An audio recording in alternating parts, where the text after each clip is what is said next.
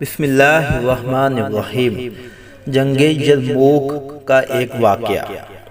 حضرت ابو جہم بن حذیفہ رضی اللہ تعالی عنہ کہتے ہیں کہ میں یرموک کی لڑائی میں اپنے چچا زاد بھائی کی تلاش میں نکلا کہ وہ لڑائی میں شریک تھے۔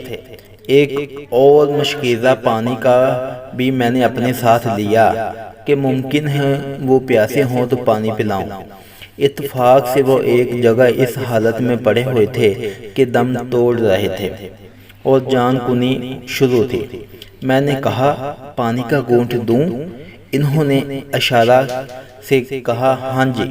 اتنے میں دوسرے صاحب نے جو قریب ہی پڑے تھے اور مرنے کے قریب تھے، کہ میرے چچا زاد بھائی نے آواز سنی تو مجھے ان کے پاس جانے کا اشارہ کیا۔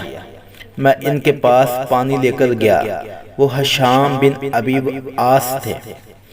ان کے پاس پہنچا ہی تھا کہ ان کے قریب اسی حالت میں ایک تیسرے صاحب دم توڑ رہے تھے۔ انہوں نے کی۔ حشام نے مجھے ان کے پاس جانے کا اشارہ کر دیا۔ میں ان کے پاس پانی لے کر پہنچا تو ان کا دم نکل چکا تھا۔ میں حشام کے پاس آیا تو وہ بھی جاں بحق ہو چکے تھے۔ ان کے پاس سے اپنے بھائی کے پاس لوٹا تو اتنے میں وہ بھی اس دنیا سے رخصت ہو چکے تھے۔ ناظرین کرام، اگر آپ کو میری ویڈیو یہ چھوٹی سی ویڈیو اچھی لگی ہو تو اسے لائک ضرور کر دیجئے گا اور چینل کو سبسکرائب بھی ضرور کر لیں اور اس کے ساتھ ساتھ بیل نوٹیفیکیشن کو آن کر لیں۔ اللہ حافظ۔